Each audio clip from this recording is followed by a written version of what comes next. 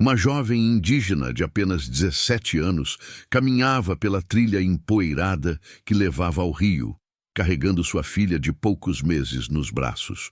O sol cortante do meio-dia no centro-oeste brasileiro castigava a terra seca, e o silêncio pesado do cerrado era interrompido apenas pelo choro suave da criança. Valentina da Silva Caiová não sabia que naqueles próximos minutos sua vida se transformaria em um pesadelo que ecoaria pelos corredores da Justiça Internacional por mais de 2 décadas. O que aconteceu naquela tarde ensolarada nas terras de Mato Grosso do Sul não deveria ter acontecido com nenhuma mulher em lugar nenhum do mundo. Mas aconteceu. E o mais assustador, por anos ninguém pareceu se importar. Valentina pertencia ao povo Guarani Kaiowá, uma das etnias indígenas mais antigas e marginalizadas do Brasil. Na hierarquia social brasileira, ela ocupava o último degrau: mulher, indígena, jovem e pobre. Para muitos, ela era invisível. Para outros, era apenas mais um número nas estatísticas de violência que assombram as comunidades rurais do país. Mas naquela tarde de fevereiro, soldados do Exército Brasileiro patrulhavam a região. Oficialmente, eles buscavam invasores de terra e grupos armados que haviam se estabelecido na região de fronteira. Não oficialmente, eles exerciam um reino de terror sobre as populações indígenas locais, usando a desculpa da segurança nacional para cometer os mais hediondos crimes contra direitos humanos. Quando Valentina avistou os uniformes verde-oliva se aproximando pela trilha, seu coração disparou. Toda mulher indígena da região conhecia as histórias. Sabia dos desaparecimentos, das torturas, dos estupros. Sabia que, quando os militares chegavam, a lei desaparecia junto com a dignidade humana. Ela tentou desviar o caminho, protegendo instintivamente sua filha contra o peito. Mas era tarde demais. Os soldados a tinham visto. E naquele momento, Valentina da Silva Caiová se tornou mais uma vítima de um sistema que havia declarado guerra não contra criminosos, mas contra seu próprio povo. O que aconteceu nos minutos seguintes foi tão brutal que desafiaria a credibilidade de qualquer pessoa civilizada. Valentina foi detida sem mandado, sem justificativa, sem testemunhas, exceto sua filha de 8 meses, que chorava nos braços da mãe enquanto soldados treinados para defender a pátria se transformavam nos piores inimigos da humanidade. Eles a interrogaram sobre invasores que ela nunca havia visto. Exigiram informações que ela não possuía. E quando ela respondeu com a verdade, que nada sabia sobre os conflitos, eles decidiram que mentiras mereciam punição. O que se seguiu foi uma sessão de tortura e violência sexual que duraria quase 1 hora. 1 hora que se estenderia na vida de Valentina por décadas de trauma, luta e busca por justiça. 1 hora que exporia a podridão de um sistema militar que havia perdido completamente o rumo moral. Mas aqui está o que mais choca nesta história. Quando Valentina finalmente conseguiu denunciar o crime, quando ela encontrou coragem para falar sobre o indescritível, o Estado brasileiro não apenas ignorou sua voz, ele tentou silenciá-la para sempre. Durante anos, promotores brasileiros trataram seu caso como se fosse uma mentira elaborada. Como se uma jovem mãe indígena, com educação formal limitada e recursos financeiros inexistentes, tivesse arquitetado uma conspiração internacional contra o poderoso exército brasileiro. Como se ela tivesse inventado cicatrizes físicas e traumas psicológicos que perdurariam por décadas. O caso de Valentina da Silva Caiová não é apenas sobre um crime hediondo cometido em uma tarde de 2002. É sobre um sistema inteiro de impunidade que protege perpetradores enquanto revitimiza sobreviventes. É sobre racismo institucional que considera vidas indígenas descartáveis. É sobre machismo estrutural que culpa mulheres por crimes cometidos contra elas. É sobre como a justiça pode ser negada por tanto tempo que se torna quase mítica, algo que existe apenas nos livros de direito, mas nunca na vida real das pessoas que mais precisam dela. Mas Valentina da Silva Kaiowá não era apenas mais uma vítima. Ela se tornaria algo muito mais perigoso para seus opressores. Ela se tornaria uma sobrevivente que se recusava a permanecer em silêncio. E sua voz, amplificada por organizações de direitos humanos e tribunais internacionais, ecoaria muito além das terras de Mato Grosso do Sul. Hoje, mais de 2 décadas depois, ainda estamos descobrindo as profundezas da corrupção e impunidade que permitiram que crimes como este acontecessem rotineiramente no Brasil. Ainda estamos aprendendo sobre os custos humanos dos conflitos agrários e das operações militares em comunidades civis. Mas será que realmente aprendemos alguma coisa? Se você acredita que histórias como a de Valentina precisam ser contadas, que a impunidade não pode ser tolerada, deixe seu like neste vídeo. Inscreva-se no canal para mais investigações sobre casos que expõem as falhas dos sistemas de justiça. E me diga nos comentários, até onde você iria em busca da verdade se fosse você no lugar de Valentina? O ar estava seco e quente naquela tarde de fevereiro. Valentina caminhava pela trilha de terra batida que serpenteia pela fronteira agrícola de Mato Grosso do Sul, uma região que parece ter sido esquecida pelo tempo e pelo governo brasileiro. Suas sandálias de plástico levantavam pequenas nuvens de poeira vermelha a cada passo, enquanto ela ajustava o chale que protegia sua filha do sol inclemente.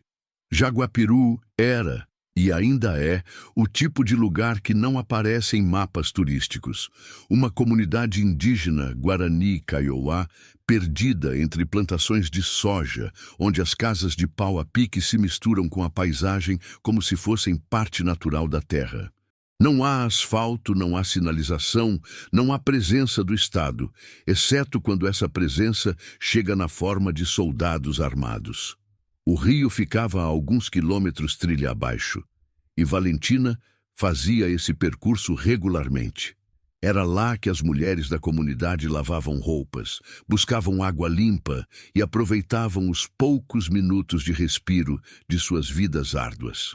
Para uma jovem mãe de 17 anos, esses momentos de relativa tranquilidade eram preciosos. Mas naquele dia, a tranquilidade seria estilhaçada como vidro. Eram aproximadamente 2 horas da tarde, quando Valentina avistou as primeiras figuras militares. 8 soldados de um batalhão de infantaria de fronteira do Exército Brasileiro patrulhavam a área, supostamente em uma operação contra grupos armados. Seus uniformes verde-oliva contrastavam brutalmente com a paisagem avermelhada como se fossem invasores de outro planeta. A jovem indígena sentiu o estômago se contrair. Toda mulher da região conhecia as histórias, sussurradas entre as roças de mandioca e nas reuniões da comunidade. Histórias de soldados que chegavam procurando invasores e partiam deixando para trás vidas destroçadas. Histórias que as autoridades sempre negavam, que os jornais nunca publicavam, que a sociedade urbana fingia não existir. Valentina tentou mudar de direção, abraçando sua filha com mais força. Mas os soldados já a tinham visto. E naquele momento, ela se tornou suspeita por um crime que não cometeu, inimiga em uma guerra que não declarou, um alvo em um território que deveria ser seu lar. Parada! O grito ecoou pelo cerrado como um tiro. Valentina parou, tremendo. Sua filha, assustada com o tom agressivo, começou a chorar. Os soldados se aproximaram rapidamente, cercando-a como predadores. Seus rostos estavam cobertos por balaclavas, apenas os olhos visíveis, olhos frios, desumanizados, que pareciam ver através dela. Não havia identificação visível, nenhuma forma de saber seus nomes ou patentes. Eram fantasmas uniformizados, protegidos pelo anonimato institucional. Cadê os invasores? A pergunta veio carregada de agressividade. Onde estão os invasores? Valentina balbuciou em sua língua materna, o guarani, antes de conseguir articular palavras em português. Não sabia de invasores. Nunca havia visto invasores. Era apenas uma jovem mãe indo ao rio. Mas para soldados doutrinados a ver inimigos em cada rosto indígena, sua resposta soou como mentira. Sua etnia soou como crime. Sua vulnerabilidade soou como oportunidade. O que aconteceu em seguida desafia qualquer conceito civilizado de comportamento humano. Os soldados, representantes armados do Estado brasileiro, transformaram-se nos piores criminosos que aquelas terras já haviam conhecido. Eles arrancaram a bebê dos braços de Valentina. A criança de 8 meses foi jogada no chão como se fosse um objeto, seu choro desesperado ecoando pelas pedras, enquanto soldados treinados para proteger a pátria se preparavam para violar os direitos humanos mais básicos. Valentina foi empurrada contra uma árvore, suas roupas rasgadas, sua dignidade pisoteada junto com a poeira vermelha da trilha. O que se seguiu foi uma sessão de tortura física e sexual que duraria quase 1 hora. 60 minutos que se esticariam em sua memória por décadas. Eles a interrogaram enquanto a violentavam. Exigiram informações que ela não possuía sobre pessoas que ela nunca havia conhecido. E quando ela repetia, entre lágrimas e gritos abafados, que nada sabia sobre os conflitos, eles aumentavam a brutalidade como se a dor pudesse criar conhecimento onde não existia. A ironia é cruel. Soldados brasileiros torturando uma cidadã brasileira em território brasileiro para obter informações sobre outros brasileiros. A guerra contra os invasores havia se transformado em guerra contra o próprio povo que o exército deveria proteger. Enquanto isso, a filha de Valentina chorava no chão rochoso, testemunha involuntária de crimes que nem adultos conseguem processar adequadamente. Uma bebê de 8 meses, futura sobrevivente de trauma secundário, já marcada pela violência antes mesmo de aprender a andar. Os detalhes específicos do que aconteceu são importantes, mas também são dolorosos demais para serem descritos em sua totalidade. Basta dizer que, quando os soldados finalmente partiram, eles deixaram para trás uma jovem mulher fisicamente machucada, psicologicamente despedaçada e existencialmente transformada.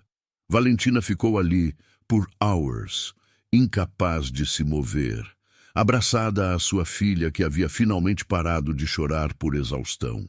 O sol começava a se pôr no horizonte, pintando o céu de vermelho, cor que para ela nunca mais seria a mesma. Como uma jovem de 17 anos, mãe solteira, indígena e sem recursos, poderia processar o que havia acabado de acontecer? Como poderia encontrar justiça em um sistema que havia acabado de demonstrar sua brutalidade mais absoluta? Como poderia confiar novamente em autoridades quando foram justamente autoridades que a haviam violentado? Mas talvez a pergunta mais perturbadora seja outra. Se isso aconteceu com Valentina à plena luz do dia, em uma trilha pública, com sua filha como testemunha, quantas outras Valentinas sofreram violências similares, em lugares ainda mais isolados, sem nenhuma testemunha, sem nenhuma chance de que suas histórias fossem conhecidas? A resposta para essa pergunta pode ser mais assustadora do que queremos imaginar. Valentina chegou em casa quando a noite já havia engolido completamente o cerrado de Mato Grosso do Sul. Suas roupas estavam rasgadas, seu rosto marcado por lágrimas secas e poeira, sua filha finalmente adormecida após horas de choro. Mas o que mais chamava a atenção era algo invisível, o silêncio que a rodeava, pesado como uma lápide. Como você conta para sua família que soldados do seu próprio país acabaram de destruir sua vida? Como você encontra palavras em qualquer idioma, seja guarani ou português, para descrever o indescritível? Como você pede ajuda quando sabe que a ajuda pode nunca chegar? Dona Rosa da Silva, mãe de Valentina, sabia imediatamente que algo terrível havia acontecido. Não apenas pelas roupas destroçadas ou pelo olhar vazio da filha, mas pela forma como Valentina se movia, como se cada passo causasse dor, como se seu próprio corpo tivesse se tornado território inimigo. O que aconteceu, minha filha? Mas Valentina não conseguia falar. As palavras pareciam ter sido arrancadas de sua garganta junto com sua dignidade. Ela apenas entregou a bebê para a mãe e se recolheu ao canto mais escuro da pequena casa de pau a pique, abraçando os joelhos contra o peito como se pudesse se proteger retroativamente. Dona Rosa havia vivido 60 anos naquelas terras. Havia sobrevivido à pobreza, ao racismo, à marginalização sistemática dos povos indígenas brasileiros. Mas nada a havia preparado para ver sua filha despedaçada desta forma. Nada a havia preparado para descobrir que soldados, aqueles que deveriam proteger as famílias brasileiras, eram capazes de tamanha brutalidade. Foram necessários dias para que Valentina conseguisse articular o que havia acontecido. E quando finalmente conseguiu, as palavras saíram aos pedaços, interrompidas por soluços e silêncios longos. Cada detalhe parecia causar-lhe dor física, como se reviver o trauma fosse uma nova forma de tortura. Dona Rosa ouviu tudo em silêncio, suas mãos trêmulas segurando as de sua filha. E então, algo extraordinário aconteceu. Uma mulher indígena de 60 anos, analfabeta, sem recursos financeiros, sem conexões políticas, tomou a decisão mais corajosa de sua vida. Ela iria buscar justiça. Vamos denunciar, disse ela, com uma determinação que surpreendeu até mesmo Valentina. Eles não podem fazer isso com minha filha e sair impunes. Mas buscar justiça nas áreas rurais de Mato Grosso do Sul em 2002 era como procurar água no deserto. O sistema judicial brasileiro, especialmente em regiões indígenas remotas, funcionava mais como uma miragem do que como uma realidade tangível. A primeira parada foi o Ministério Público Local, em Dourados. Dona Rosa e Valentina fizeram o trajeto de várias horas em um ônibus precário, cada buraco na estrada de terra causando dor física adicional à jovem que ainda se recuperava dos ferimentos. O promotor que as recebeu, um homem de meia idade, bem vestido, claramente urbano, olhou para as duas mulheres indígenas como se elas fossem alienígenas. Sua expressão facial dizia tudo. O que essas índias querem aqui? Quando Valentina, com voz trêmula, começou a relatar o que havia acontecido, o promotor a interrompeu impaciente várias vezes. Você tem provas? Testemunhas? Você sabe os nomes dos soldados? Seus números de identificação? Cada pergunta era uma bofetada adicional. Como uma jovem indígena, vítima de tortura e violência sexual, poderia ter coletado provas durante o crime? Como poderia ter memorizado detalhes burocráticos enquanto lutava por sua vida? Olha, disse o promotor finalmente, casos como este são muito difíceis de provar. Soldados têm foro especial e, francamente, sua voz baixou para um sussurro condescendente. Vocês índias têm tendência a exagerar essas coisas. Dona Rosa explodiu. Décadas de racismo institucional, de humilhação silenciosa, de ser tratada como cidadã de segunda classe, tudo veio à superfície naquele momento. Minha filha não está mentindo, gritou ela. Olhe para ela, olhe para os machucados. Você acha que ela fez isso sozinha? Mas o promotor já havia tomado sua decisão. O caso seria arquivado por falta de provas suficientes. Mais uma estatística, mais um arquivo empoeirado, mais uma família indígena mandada de volta para casa sem justiça. Valentina e Dona Rosa saíram do prédio em silêncio. A jovem parecia menor, mais frágil, como se cada rejeição oficial a fizesse encolher fisicamente. Mas Dona Rosa tinha uma expressão diferente, não de derrota, mas de fúria controlada. Se eles acham que vamos desistir, murmurou ela enquanto caminhavam de volta ao ponto de ônibus, não conhecem as mulheres Guarani Kaiowá. Ela tinha razão. Porque o que promotores brasileiros não entendiam era que mulheres indígenas são forjadas por gerações de sobrevivência. Elas sabem como resistir quando tudo parece perdido. Sabem como transformar dor em força, trauma em determinação. Dona Rosa começou a fazer contatos com organizações de direitos humanos. Escrevia cartas, ou pedia para outros escreverem, já que ela não sabia ler, para jornalistas, ativistas, qualquer pessoa que pudesse ouvir a história de sua filha. Muitas portas se fecharam. Muitas cartas nunca foram respondidas. Muitas pessoas simplesmente não se importavam com o que acontecia com mulheres indígenas em terras remotas. Mas Dona Rosa não desistia. Ela havia feito uma promessa silenciosa no dia em que viu sua filha destroçada. Os responsáveis seriam responsabilizados. Não importava quanto tempo demorasse, não importava quantas portas ela tivesse que bater, não importava quantas vezes ela fosse humilhada por autoridades.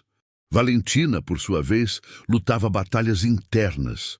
O trauma havia se instalado como um parasita em sua mente, causando pesadelos, ataques de pânico, uma sensação constante de estar sendo observada. Ela mal conseguia sair de casa e, quando saía, qualquer uniforme, policial, militar, até mesmo de segurança privada, a fazia tremer incontrolavelmente. Mas havia algo mais forte que o medo. O amor de uma mãe decidida a proteger sua filha, mesmo que retroativamente. E essa força, alimentada por décadas de injustiça acumulada, seria mais poderosa do que qualquer sistema de impunidade. A pergunta que ecoava pelas terras de Mato Grosso do Sul era simples: até onde uma mãe vai para defender sua filha? A resposta viria nas décadas seguintes, e seria mais longe do que qualquer pessoa poderia imaginar. Você já teve que lutar contra um sistema inteiro para proteger alguém que ama? Conhece alguém que passou por situação similar?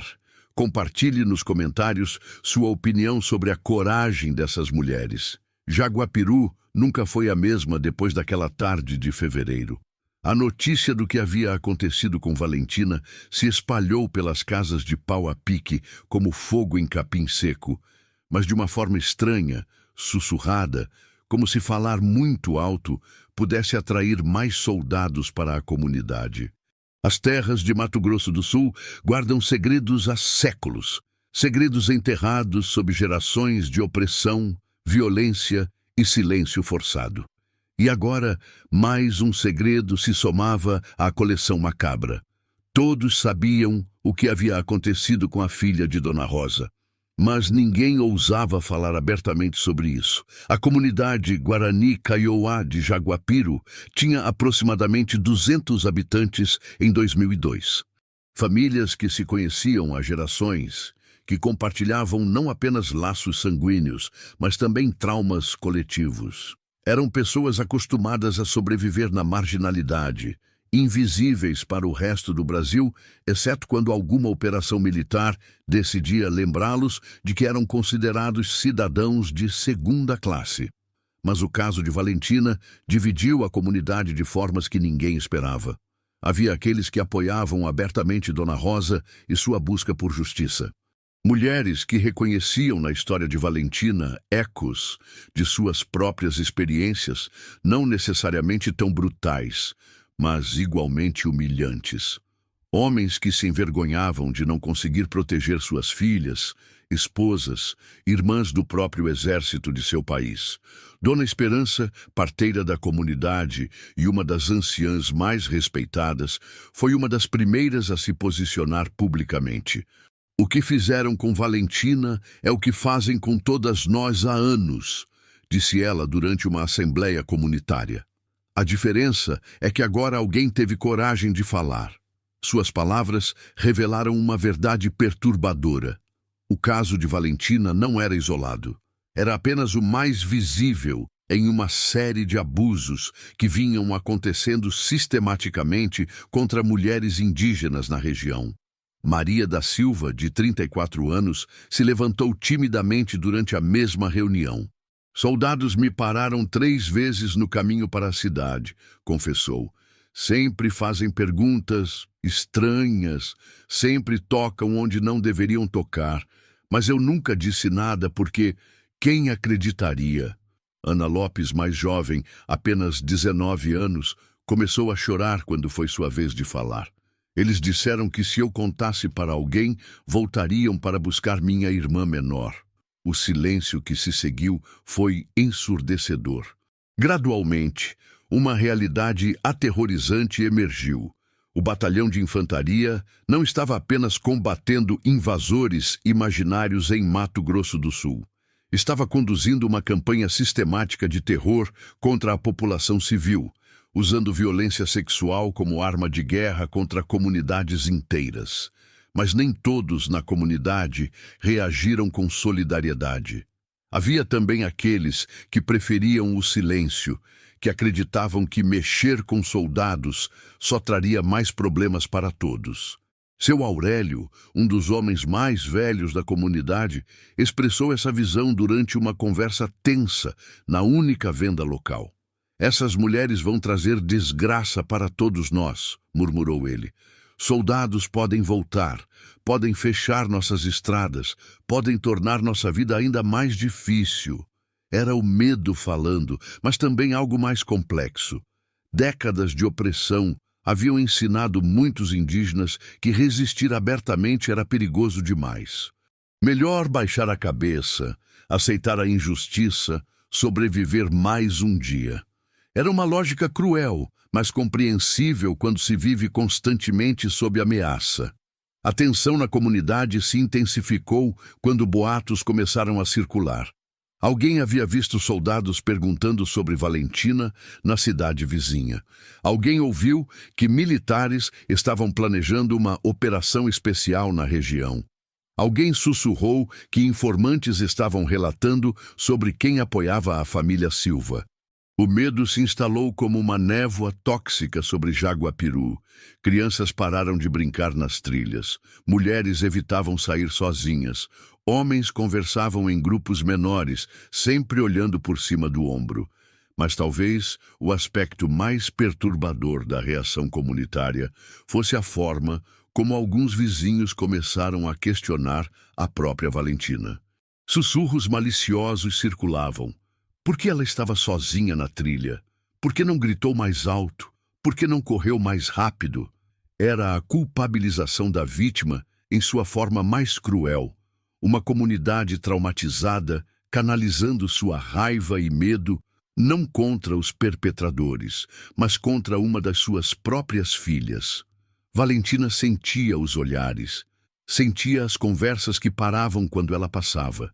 Sentia o peso de ser simultaneamente vítima e símbolo, sobrevivente e fardo comunitário. "Às vezes eu penso que seria mais fácil se eu tivesse morrido naquele dia", confessou ela para sua mãe durante uma noite especialmente difícil.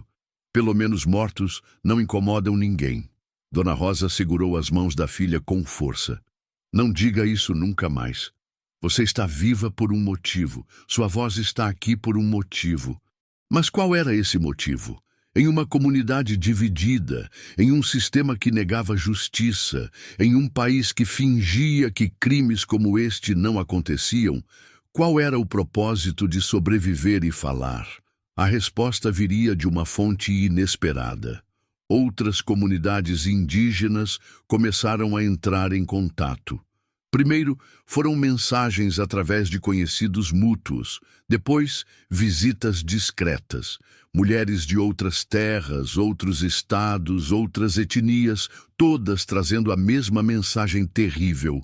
Nós, o Centro de Direitos Humanos da Grande Dourados, uma organização que trabalhava com comunidades indígenas de Mato Grosso do Sul, tomou conhecimento do caso através dessas redes informais de comunicação. Seus advogados chegaram a Jaguapiru em uma caminhonete empoeirada, carregando esperança e conhecimento legal. "Vocês não estão sozinhas", disse Abelardo Gomes, diretor do centro, durante sua primeira visita à família.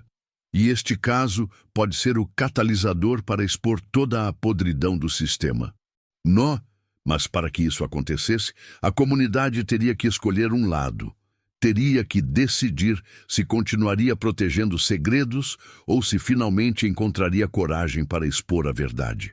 A escolha não seria fácil, porque em comunidades pequenas, onde todos se conhecem há gerações, tomar partido significa romper laços familiares, quebrar tradições de silêncio, aceitar que a vida nunca mais seria a mesma. E no centro dessa tempestade comunitária estava Valentina, uma jovem de 17 anos que apenas queria ir ao Rio com sua filha, mas que havia se tornado involuntariamente o epicentro de uma batalha muito maior entre justiça e impunidade, entre coragem e medo, entre falar a verdade e aceitar o silêncio. 3 meses após o ataque, Abelardo Gomes e sua equipe do Centro de Direitos Humanos da Grande Dourados fizeram algo que as autoridades brasileiras nunca se deram ao trabalho de fazer. Visitaram a cena real do crime. A trilha onde Valentina foi atacada fica a aproximadamente 2 quilômetros de Jaguapiru, seguindo um caminho serpenteante que desce pelas encostas de terra vermelha em direção ao rio. É um lugar que deveria ser tranquilo, cercado por vegetação rasteira típica do Cerrado, com vista panorâmica das planícies que se estendem até o horizonte. Mas quando os investigadores de direitos humanos chegaram ao local exato, acompanhados por Valentina e Dona Rosa, encontraram algo que desafiava qualquer narrativa oficial de operação de pacificação. A árvore contra a qual Valentina foi empurrada ainda estava lá, obviamente. Um ipê centenário, com tronco grosso e galhos retorcidos, que ofereciam a única sombra real naquele trecho da trilha. Suas raízes expostas criavam um pequeno anfiteatro natural, um espaço isolado onde gritos não ecoariam além das rochas próximas. "Foi aqui", sussurrou Valentina, sua voz quase inaudível. "Eles me encostaram nesta árvore." Abelardo Gomes examinou cuidadosamente o local. Como advogado especializado em direitos humanos, ele havia investigado dezenas de casos similares ao longo dos anos. Sabia que detalhes aparentemente insignificantes poderiam ser cruciais para estabelecer a verdade. O primeiro detalhe que chamou sua atenção foi a localização estratégica. A árvore ficava em uma curva da trilha, invisível tanto para quem subia quanto para quem descia. Não era um encontro casual, era uma emboscada planejada. "Soldados em operação de pacificação não param em lugares como este", explicou Abelardo para sua equipe. "Eles preferem posições elevadas, com visibilidade ampla, rotas de fuga múltiplas. Este local foi escolhido especificamente para garantir privacidade para o que eles planejavam fazer." O segundo detalhe perturbador era ainda mais revelador. No chão, parcialmente enterrados pela poeira e pequenos galhos que haviam caído ao longo dos meses, ainda eram visíveis fragmentos de tecido. Pedaços da roupa que Valentina usava no dia do ataque, rasgada e abandonada pelos soldados. Fotografia forense documentou cada fragmento, cada pedaço de evidência que as autoridades brasileiras nunca se interessaram em coletar. Mas foi o terceiro detalhe que mais perturbou os investigadores: marcas na própria árvore. Arranhões profundos na casca, na altura aproximada dos ombros de uma pessoa, como se alguém tivesse lutado desesperadamente contra a superfície rugosa. "Estas marcas não são antigas", observou o Dr. Hernandes, perito forense, que voluntariamente auxiliava o Centro de Direitos Humanos. "Elas foram feitas recentemente, alguns meses no máximo. E veja a profundidade. Só alguém em desespero absoluto causaria danos assim à árvore." Valentina se aproximou da árvore hesitantemente, suas mãos tremendo quando tocou as marcas na casca. "Eu me lembro de tentar me agarrar em alguma coisa", murmurou. "Meus dedos sangraram." Abelardo documentou tudo meticulosamente. Cada marca, cada fragmento, cada detalhe que as autoridades haviam ignorado. Não apenas porque eram evidências importantes, mas porque representavam algo mais profundo, prova de que Valentina havia lutado, prova de que ela havia resistido com todas as forças que tinha. A equipe também descobriu algo que nenhum relatório oficial mencionava: pegadas. Não apenas de Valentina e sua filha, mas de pelo menos 8 pessoas diferentes, todas usando coturnos militares padrão. As pegadas formavam um padrão circular ao redor da árvore, como se os soldados tivessem cercado completamente sua vítima. 8 soldados para deter uma jovem de 17 anos com uma bebê no colo, murmurou Abelardo, a indignação evidente em sua voz. Que tipo de operação de pacificação é essa? Mas talvez a descoberta mais chocante tenha sido encontrada a aproximadamente 50 metros da árvore em uma pequena depressão entre as rochas. Latas vazias de cerveja, pontas de cigarro e outros detritos que claramente não pertenciam à paisagem local. Eles ficaram aqui esperando, concluiu o perito forense. Não estavam patrulhando. Estavam esperando que alguém passasse pela trilha. A implicação era aterrorizante. O ataque contra Valentina não havia sido um excesso cometido durante uma operação legítima. Havia sido uma emboscada premeditada, um crime planejado com antecedência por soldados que sabiam exatamente o que pretendiam fazer. Abelardo entrevistou discretamente outros moradores da região, descobrindo um padrão perturbador. Soldados haviam sido vistos naquela área específica durante pelo menos uma semana antes do ataque, sempre nos mesmos horários em que mulheres jovens costumavam passar pela trilha a caminho do rio. Eles estavam caçando, disse Dona Esperança, a parteira da comunidade, durante uma conversa sigilosa. Como animais predadores, eles escolheram seu território e esperaram pela presa. A reconstrução da cena também revelou detalhes sobre a logística do crime. Os soldados tinham rádios de comunicação. Valentina se lembrava dos ruídos estáticos e vozes distorcidas. Isso significava que outros militares sabiam da localização exata da patrulha durante o período do ataque. Onde estavam os comandantes? Questionou Abelardo. Soldados não desaparecem do radar por uma hora inteira sem que alguém pergunte onde estão. Houve cumplicidade institucional, não apenas individual. A análise forense também confirmou algo que Valentina havia relatado, mas que muitos duvidaram: a duração do ataque. Baseado na quantidade de evidências físicas espalhadas pelo local, na extensão dos danos à vegetação e nas múltiplas posições onde fragmentos de roupa foram encontrados. O crime havia durado pelo menos 40 minutos. 40 minutos de tortura sistemática. 40 minutos, durante os quais 8 soldados do Exército Brasileiro se revezaram em atos de brutalidade indescritível contra uma jovem mulher indígena. 40 minutos que nenhum relatório militar jamais tentou explicar. Mas o detalhe mais perturbador de todos foi descoberto por acaso, quando a equipe estava documentando as pegadas. Em uma pequena poça de lama seca, parcialmente escondida por pedras, ainda eram visíveis marcas de pneus de um veículo militar. Eles vieram de carro, concluiu Abelardo. Não estavam a pé, como alegaram posteriormente. Trouxeram transporte especificamente para este local isolado. A implicação era clara. O ataque contra Valentina havia sido planejado com precisão militar. Local escolhido estrategicamente. Timing calculado, logística preparada. Não havia nada de espontâneo ou acidental no que havia acontecido. Quando a equipe finalmente terminou a investigação da cena, já era final de tarde.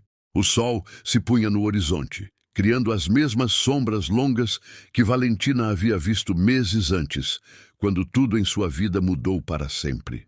Como é possível, perguntou Abelardo, mais para si mesmo do que para os outros, que soldados planejem um crime com esta precisão e depois nunca sejam investigados? A resposta estava enterrada não apenas na poeira daquela trilha, mas nas estruturas de poder que permitiram que crimes como este acontecessem rotineiramente, sem consequências, sem justiça, sem nem mesmo uma investigação adequada. Como 8 homens armados e treinados pelo Estado podem desaparecer por 1 hora, cometer crimes hediondos e depois simplesmente voltar aos quartéis como se nada tivesse acontecido. Por 2 anos após o crime, as autoridades brasileiras conduziram o que só pode ser descrito como uma investigação fantasma. Papéis foram preenchidos, protocolos foram seguidos superficialmente, relatórios foram arquivados, mas nenhuma investigação real jamais aconteceu. O primeiro beco sem saída veio disfarçado de progresso. Em julho de 2002, 5 meses após o ataque, a Procuradoria de Justiça de Mato Grosso do Sul anunciou orgulhosamente que havia identificado os possíveis responsáveis pelo crime contra Valentina. 3 soldados foram detidos: Fernando Lopes Garcia, Miguel Ângelo Hernandes e José Luiz de Moraes. A imprensa local publicou suas fotos, suas idades, seus postos militares. Por um momento, pareceu que a justiça finalmente funcionaria. Dona Rosa chorou de alívio quando soube da notícia. Finalmente, murmurou ela, abraçando Valentina. Finalmente eles vão pagar pelo que fizeram. Mas a alegria durou exatamente 6 dias. Uma investigação mais detalhada, conduzida não pelas autoridades, mas pelos advogados do Centro de Direitos Humanos, revelou algo perturbador. Os 3 soldados detidos estavam em licença médica no dia do crime. Um deles estava internado em um hospital militar no Rio de Janeiro. Outro estava visitando familiares em Pernambuco. O terceiro havia sido transferido para uma base no Amazonas 2 semanas antes do ataque. Como 3 homens que nem estavam no estado de Mato Grosso do Sul podem ser responsáveis por um crime cometido aqui? Questionou Abelardo Gomes durante uma coletiva de imprensa improvisada. A resposta das autoridades foi ainda mais perturbadora que a pergunta. Silêncio absoluto. Os 3 soldados foram liberados discretamente, sem explicações oficiais. Nenhum promotor assumiu responsabilidade pelo erro. Nenhum comandante militar foi questionado sobre como informações falsas chegaram à investigação.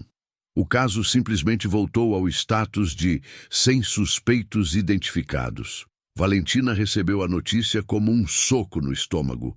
Eles estão brincando conosco, sussurrou ela. Para eles, somos apenas brinquedos. Mas este foi apenas o primeiro de uma série de becos sem saída que caracterizariam os próximos anos da investigação. O segundo beco sem saída veio disfarçado de testemunha. Em setembro de 2002, um homem chamado Estevão Ramírez procurou as autoridades alegando ter informações cruciais sobre o caso Valentina. Ramírez, um comerciante ambulante que alegava ter estado na região no dia do crime, forneceu detalhes específicos sobre os soldados envolvidos. Sabia seus nomes, suas descrições físicas, até mesmo conversas que supostamente havia escutado. Por 3 meses, investigadores seguiram as pistas fornecidas por Ramírez. Entrevistaram dezenas de pessoas, vasculharam registros militares, cruzaram dados de comunicação. Pareciam finalmente ter encontrado a chave para resolver o caso, até descobrirem que Estevão Ramírez não existia. O nome era falso, os documentos eram forjados, o endereço fornecido correspondia a um terreno baldio.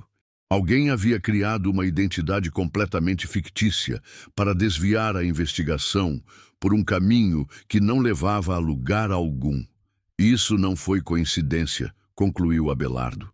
Alguém com recursos significativos e acesso a documentos oficiais criou esta pista falsa deliberadamente. Mas quem? E por que alguém se daria ao trabalho de criar uma investigação fantasma para um caso que as autoridades já estavam ignorando?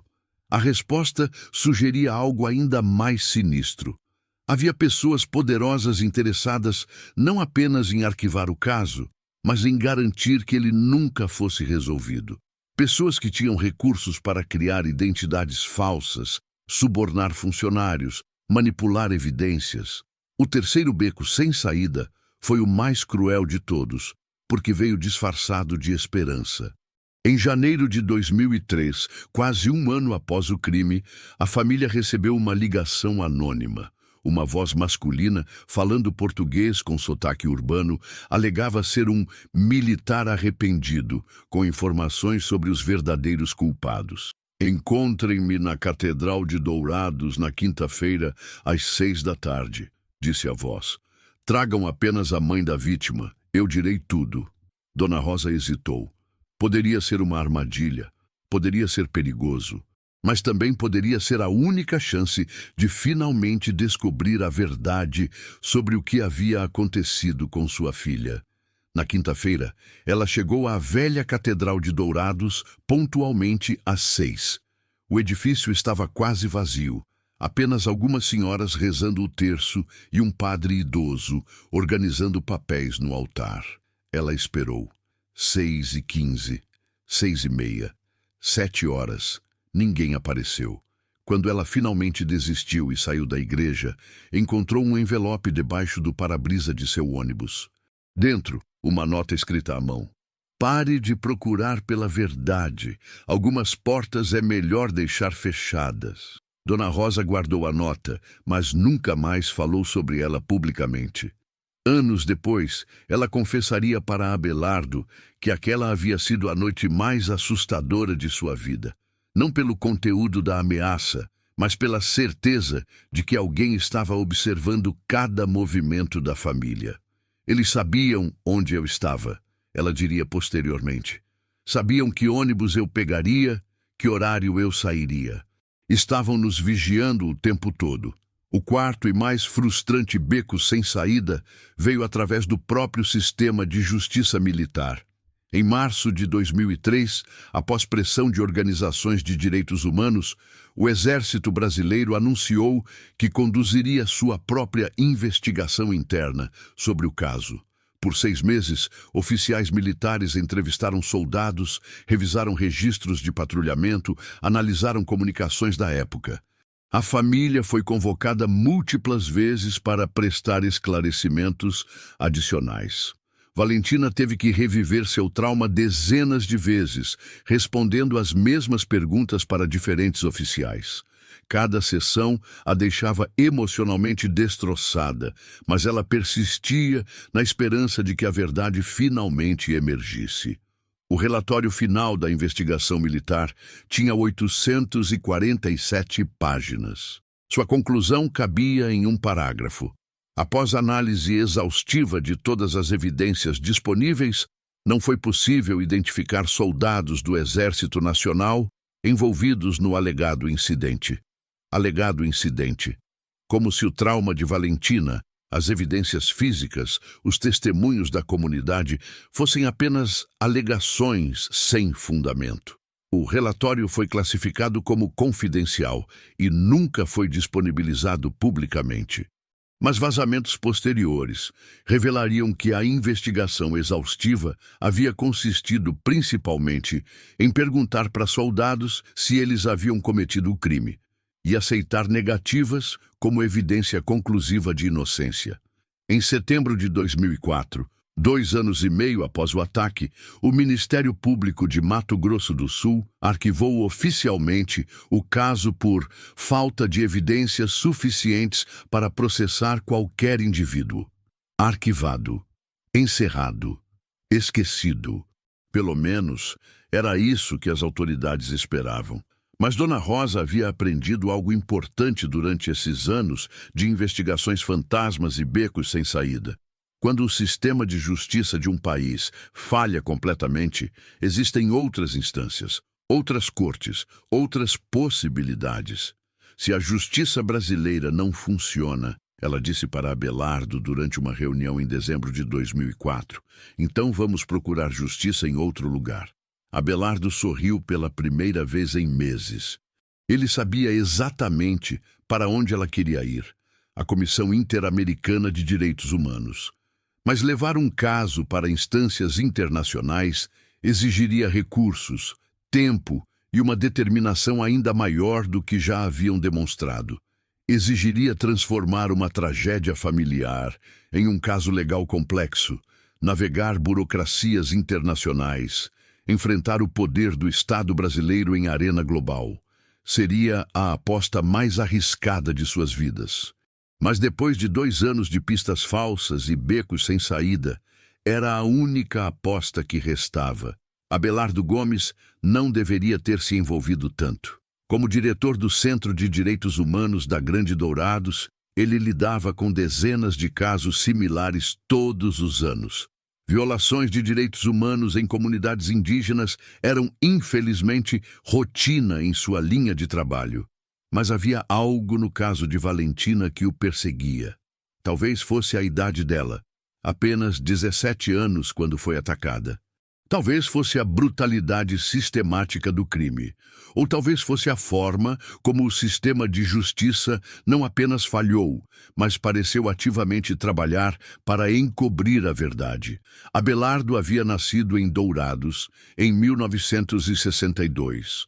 Formado em Direito pela Universidade Federal de Mato Grosso do Sul, ele poderia ter seguido uma carreira lucrativa em escritórios urbanos. Em vez disso, escolheu trabalhar com comunidades indígenas, defendendo pessoas que não tinham voz no sistema legal brasileiro. Mas o caso Valentina testava até mesmo sua experiência com injustiça institucional. "Este caso vai me matar", ele confessou para sua esposa, Maria, durante uma noite insone, em dezembro de 2004. "Ou eu vou resolver, ou vai me destruir tentando." Maria conhecia o marido há 15 anos. Sabia que quando ele falava assim, estava além da dedicação profissional. Estava pessoalmente obcecado. A obsessão havia começado sutilmente. Primeiro, foram as horas extras no escritório, revisando documentos do caso até altas horas. Depois, as viagens mais frequentes a Jaguapiru, sempre procurando novos detalhes, novas testemunhas, novos ângulos de investigação. Abelardo havia transformado uma parede inteira de seu escritório em um mapa mental do caso Valentina. Fotos da cena do crime, cronologia dos eventos, listas de soldados do batalhão de fronteira, organogramas das autoridades envolvidas. Para visitantes, parecia o escritório de um detetive obsessivo de filme policial. Para Abelardo, era a única forma de manter todos os detalhes organizados em sua mente. "Há um padrão aqui", ele murmurava para si mesmo, estudando os documentos pela 100ª vez. "Algo que estou perdendo. Algo óbvio que está bem na minha frente." Seus colegas começaram a se preocupar. José Luiz Serra, advogado sênior do centro, tentou conversar com Abelardo sobre a necessidade de manter distanciamento emocional. "Você não pode salvar todas as vítimas", disse José Luiz durante uma reunião em janeiro de 2005, "e não pode destruir sua saúde mental por causa de um caso." Mas Abelardo não conseguia explicar para o colega o que realmente o motivava. Não era apenas justiça para Valentina, embora isso fosse importante. Era algo maior, mais sistêmico. "Este caso é a chave", insistia ele. "Se conseguirmos expor como o sistema falhou aqui, podemos expor como falha em centenas de outros casos." E a obsessão de Abelardo se intensificou quando ele começou a descobrir conexões perturbadoras. O Batalhão de Infantaria de Fronteira não estava em Mato Grosso do Sul apenas para proteger as fronteiras. Registros obtidos através de pedidos de informação revelaram que a unidade havia sido especificamente designada para operações de controle populacional em áreas indígenas. Controle populacional. Como se comunidades Guarani Kaiowá fossem problemas demográficos a serem controlados, em vez de cidadãos brasileiros a serem protegidos. Abelardo passou meses investigando outros casos envolvendo o mesmo batalhão. Descobriu pelo menos 12 denúncias de violência sexual contra mulheres indígenas entre 2001 e 2003. Todas seguiam padrões similares. Jovens mulheres atacadas por soldados encapuzados, investigações superficiais, casos arquivados por falta de provas. "Não são casos isolados", concluiu ele. "É uma estratégia sistemática de terrorismo sexual contra comunidades indígenas." Mas provar isso exigiria recursos que o centro não possuía. Exigiria investigações que poderiam levar anos. Exigiria coragem para enfrentar não apenas soldados individuais, mas toda uma estrutura militar e governamental. A obsessão estava cobrando seu preço físico e emocional.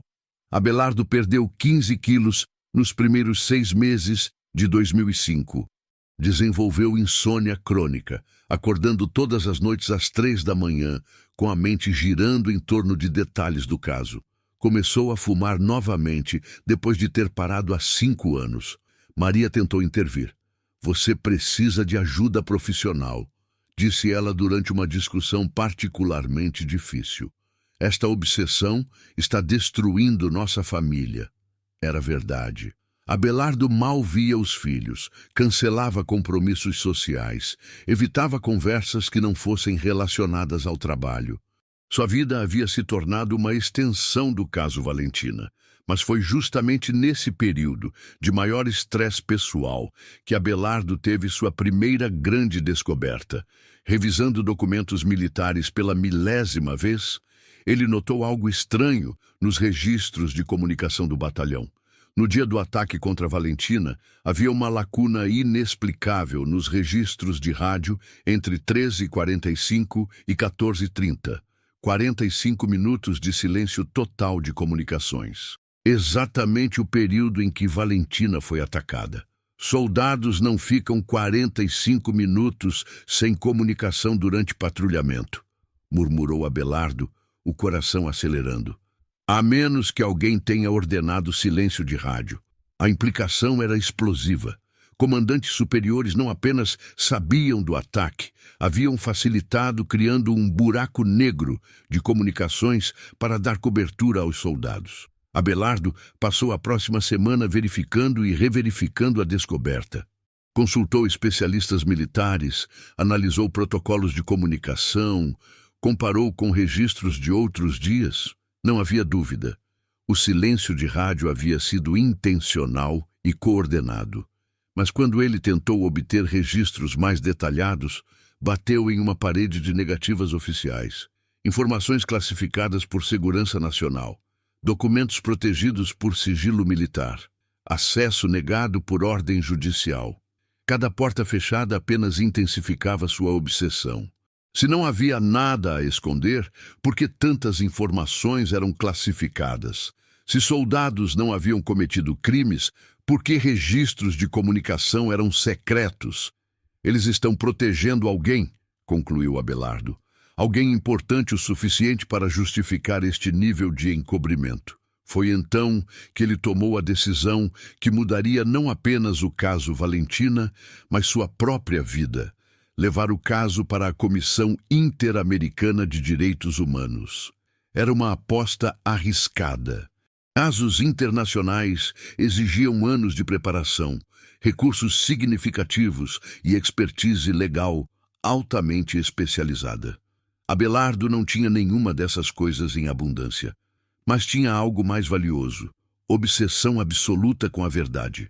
"Vou aprender", disse ele para Maria durante uma conversa às 3 da manhã. "Vou ler todos os tratados internacionais, estudar todos os precedentes, dominar todos os procedimentos, não importa quanto tempo demore." Maria olhou para o marido, cabelos grisalhos que não existiam 1 ano antes, olheiras profundas, mãos trêmulas de tanto café e pouco sono, e reconheceu algo familiar. Era a mesma expressão que Abelardo tinha quando estudava para provas na faculdade. A mesma determinação obsessiva que o levara a trabalhar com comunidades indígenas em primeiro lugar. "Você tem certeza de que vale a pena?", perguntou ela suavemente. Abelardo olhou pela janela, em direção às planícies distantes, onde Valentina ainda vivia com o trauma do que havia acontecido, onde Dona Rosa ainda esperava por justiça, onde outras mulheres indígenas ainda sofriam violências similares. "Se eu não fizer isso", respondeu ele, "quem vai fazer?" A obsessão havia se tornado missão, e esta missão levaria Abelardo Gomes muito além de Mato Grosso do Sul, até os corredores da Justiça Internacional em Washington, D.C., outubro de 2008. 6 anos e 8 meses após o crime, uma descoberta inesperada reacendeu as chamas de esperança no caso Valentina da Silva Caiová.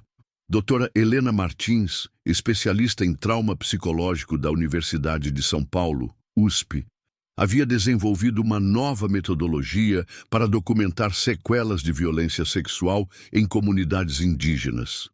Sua técnica combinava avaliações psicológicas tradicionais com análises antropológicas específicas para a cultura Guarani Caiová, considerando fatores que médicos urbanos frequentemente ignoravam.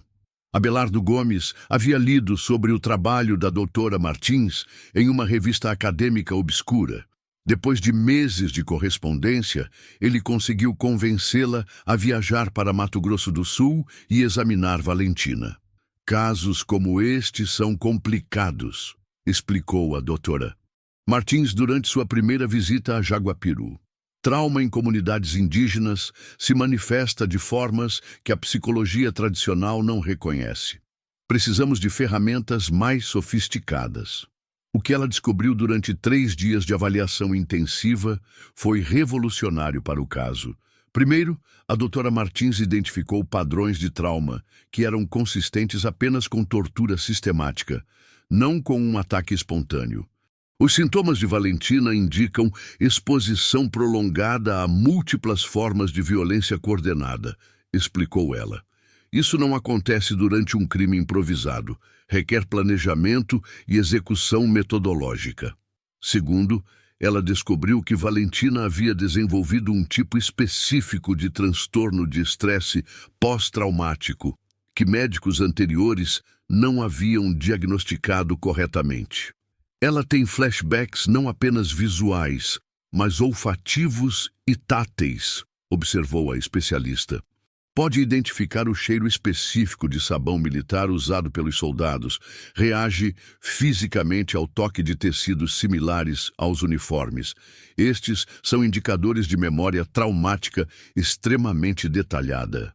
Mais importante ainda, a doutora Martins descobriu algo que nenhum investigador havia considerado. Valentina possuía uma memória quase fotográfica para detalhes visuais. Uma característica comum entre mulheres Guarani Kaiowá que trabalham com artesanato tradicional desde a infância.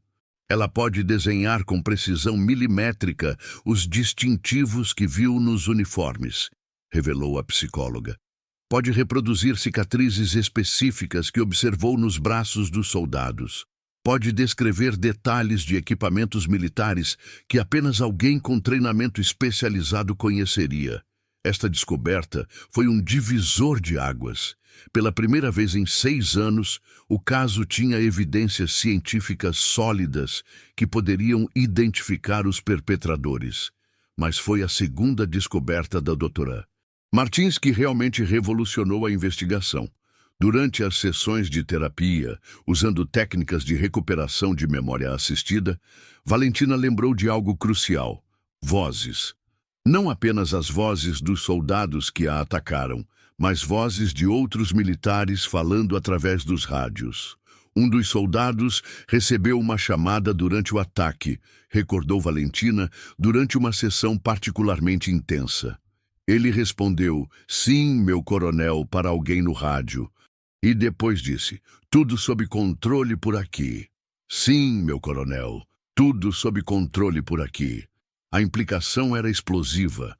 Um coronel havia feito contato direto com soldados durante o período do crime. Não apenas sabia do que estava acontecendo, estava monitorando ativamente a situação. Abelardo sentiu o coração disparar quando ouviu essa revelação. "Valentina, você tem certeza absoluta dessas palavras?" "Tenho pesadelos com essa voz há 6 anos", respondeu ela. "Nunca vou esquecer." A doutora Martins confirmou a confiabilidade da lembrança usando técnicas de validação cruzada. Memórias traumáticas específicas como esta são extremamente precisas, explicou ela. O cérebro registra detalhes com nitidez excepcional durante situações de estresse extremo. Mas a ciência forneceu ainda mais evidências. Dr. Carlos Hernandes, o perito forense que havia analisado a cena do crime anos antes, voltou ao local equipado com nova tecnologia. Espectrômetros portáteis, detectores de metal de última geração, equipamentos de análise química que não existiam em 2002. O que ele descobriu na árvore onde Valentina foi atacada mudou completamente a narrativa oficial. Resíduos de fibras sintéticas específicas, invisíveis a olho nu, mas detectáveis por análise química, ainda estavam presentes na casca da árvore. Essas fibras correspondiam exatamente ao material usado em uniformes militares brasileiros fabricados entre 2000 e 2003. Não há dúvida, concluiu o Dr. Hernandes. Pessoas vestindo uniformes militares brasileiros estiveram em contato físico violento com esta árvore. Mais importante ainda, a análise do solo ao redor da árvore revelou traços metálicos específicos, resíduos de munição, óleo de equipamentos militares, até mesmo fragmentos microscópicos de componentes eletrônicos de rádios militares. Este local foi ocupado por uma unidade militar completa, declarou o perito. Não apenas soldados individuais, mas um grupo coordenado com equipamentos padronizados. A terceira descoberta científica veio de uma fonte completamente inesperada. Registros de telecomunicações. Miguel Torres, expert em comunicações militares contratado pelo Centro de Direitos Humanos, descobriu que empresas de telefonia eram obrigadas, por lei, a manter registros de interferências em suas torres de transmissão. E no dia 16 de fevereiro de 2002, havia registros claros de interferência militar coordenada em torres que cobriam a região de Jaguapiru. Equipamentos militares de alta potência causaram interferência nas comunicações civis entre 13h30 e 14h45, explicou Torres. Isso só acontece quando unidades militares ativam sistemas de bloqueio de comunicação, protocolo usado durante operações especiais. Operações especiais, não patrulhamento de rotina. Operações planejadas com antecedência, autorizadas por comandantes superiores, executadas com precisão militar. A quarta descoberta veio através de análise de documentos militares obtidos após anos de batalhas judiciais. Registros internos do batalhão, finalmente liberados por ordem de um juiz federal, revelaram algo perturbador. Soldados da unidade haviam recebido treinamento específico em técnicas de interrogatório avançado apenas 2 semanas antes do ataque contra Valentina. O treinamento incluía módulos sobre pressão psicológica, uso controlado de violência e métodos para obter informações de populações resistentes. Eles foram treinados para fazer exatamente o que fizeram com Valentina, concluiu Abelardo. Não foi excesso. Foi aplicação de técnicas aprendidas, mas talvez a descoberta mais perturbadora tenha vindo através de análise de padrões. A doutora Martins, trabalhando com estatísticos da USP, analisou dados de 847 casos de violência militar contra civis em Mato Grosso do Sul entre 2000 e 2005. O que ela encontrou foi um padrão estatístico impossível de ignorar. Ataques contra mulheres indígenas aumentavam significativamente nas 2 semanas seguintes, a treinamentos de interrogatório avançado. Sempre seguiam metodologias similares, sempre em locais isolados, sempre contra vítimas que se encaixavam em perfis específicos, jovens, indígenas, sem conexões políticas. Não são crimes aleatórios, concluiu a pesquisadora. São aplicações práticas de treinamento militar. Mulheres indígenas estão sendo usadas como material de treino para soldados aprenderem técnicas de tortura. A implicação era aterrorizante. Valentina não havia sido vítima de soldados descontrolados, mas de uma política militar sistemática que considerava mulheres indígenas alvos legítimos para exercícios de interrogatório. Todas essas descobertas científicas convergiram em uma conclusão inescapável. O ataque contra Valentina havia sido uma operação militar autorizada, planejada, executada e monitorada por comandantes superiores. Pela primeira vez em 6 anos, Abelardo Gomes tinha evidências sólidas, irrefutáveis, científicas. Tinha nomes, datas, protocolos, padrões. Tinha o que precisava para levar o caso ao próximo nível. Mas usar essas evidências significaria declarar guerra não apenas contra soldados individuais, mas contra todo o sistema militar brasileiro. Era exatamente o que Abelardo estava esperando há anos. 31 de agosto de 2010. Corte Interamericana de Direitos Humanos, São José, Costa Rica. 8 anos, 6 meses e 15 dias após o crime. Valentina da Silva Kaiowá estava sentada diante de juízes internacionais, pronta para confrontar não apenas seus agressores, mas todo o Estado brasileiro. A sala de audiências estava tensa. Representantes do governo brasileiro ocupavam mesas à direita com pilhas de documentos e expressões solenes. À esquerda, Abelardo Gomes e sua equipe jurídica, acompanhados por Valentina, Dona Rosa e observadores de organizações de direitos humanos do mundo inteiro. Mas o momento mais dramático veio quando o juiz-presidente Diego Garcia Sayán fez uma pergunta direta aos representantes brasileiros.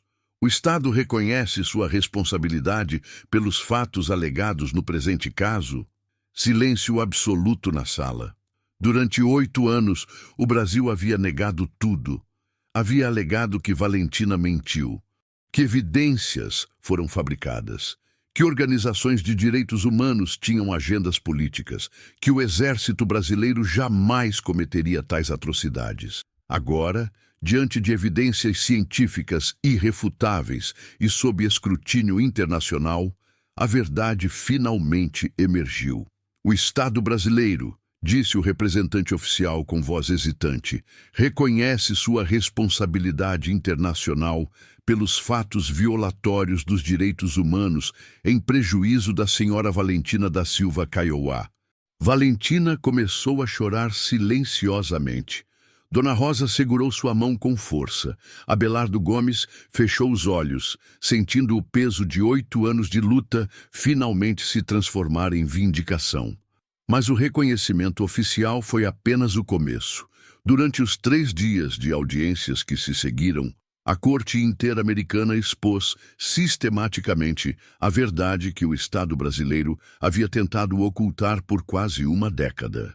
O coronel Juvencio Salles havia sido o comandante responsável pela operação do dia 16 de fevereiro de 2002. Não apenas sabia do que estava acontecendo, havia autorizado especificamente a missão de reconhecimento e interrogatório que resultou no ataque contra Valentina. Os 8 soldados envolvidos no crime não eram elementos descontrolados. Eram parte de uma unidade especial treinada em técnicas de controle populacional, através de intimidação e violência sexual sistemática contra comunidades indígenas. A operação tinha nome código: Operação Fronteira Limpa. Seu objetivo oficial era neutralizar apoio civil a elementos subversivos através de medidas preventivas de alto impacto psicológico em populações-alvo. Populações-alvo, como se comunidades Guarani Kaiowá fossem inimigos militares em vez de cidadãos brasileiros. Durante as audiências, testemunhas que haviam permanecido em silêncio por anos, finalmente encontraram coragem para falar.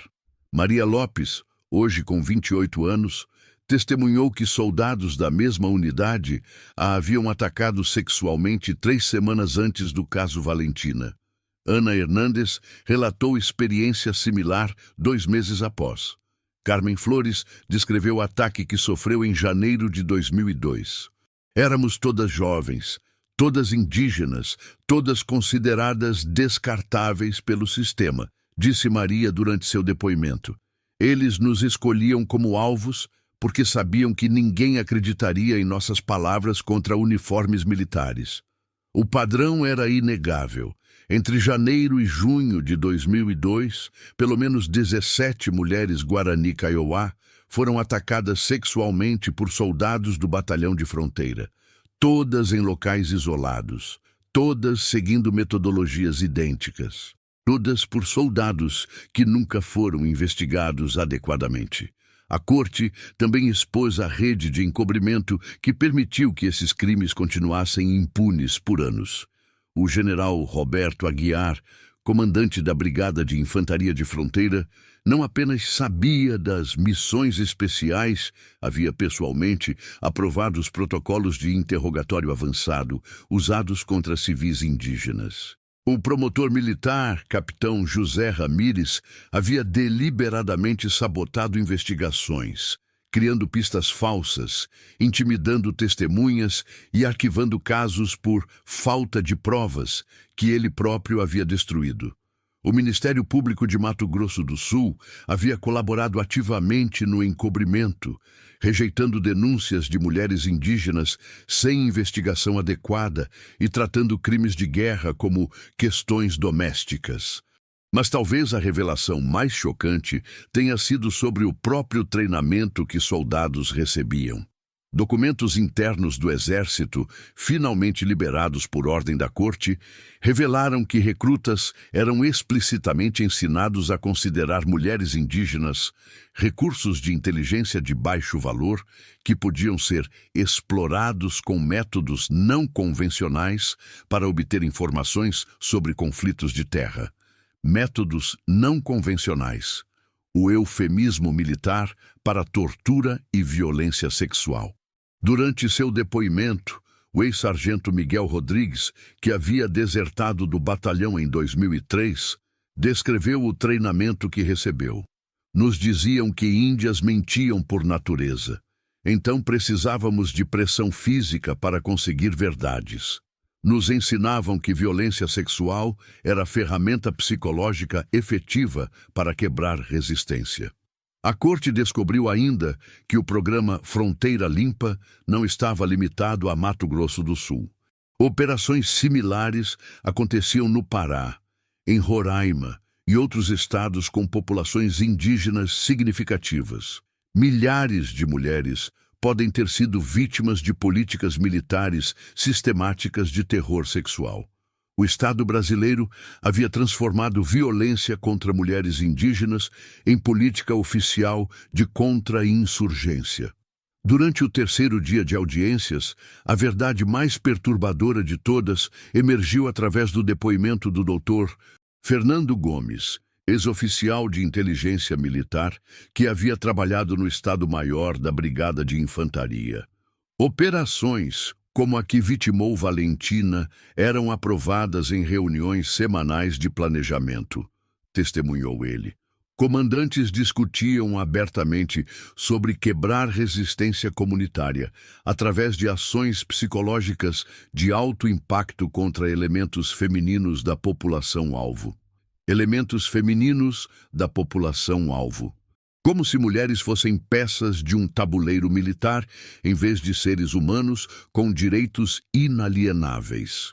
Dr. Gomes revelou ainda que essas reuniões eram documentadas em atas que foram posteriormente classificadas como segredo militar de máxima prioridade, justamente para evitar responsabilização posterior. Eles sabiam que estavam cometendo crimes de guerra, declarou a testemunha. Por isso criaram tantas camadas de sigilo e negação plausível. Quando a fase de testemunhas terminou, a sala de audiências estava em silêncio absoluto. Juízes, advogados, observadores, todos processando a magnitude do que havia sido revelado. Não se tratava de soldados descontrolados cometendo excessos individuais. Era um sistema inteiro, militar, judicial, político, que havia institucionalizado o terror sexual contra populações indígenas como ferramenta de Estado.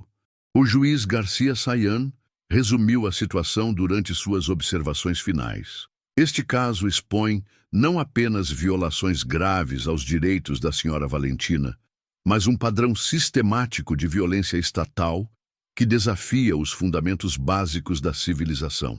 Valentina, que havia permanecido em silêncio durante a maior parte das audiências, pediu para fazer uma declaração final. Com voz firme, ela disse: "Durante 8 anos, me disseram que eu estava mentindo, que soldados brasileiros nunca fariam o que fizeram comigo. Hoje, o mundo inteiro sabe que eles não apenas fizeram, foi política oficial do meu próprio governo." Ela fez uma pausa, olhando diretamente para os representantes brasileiros.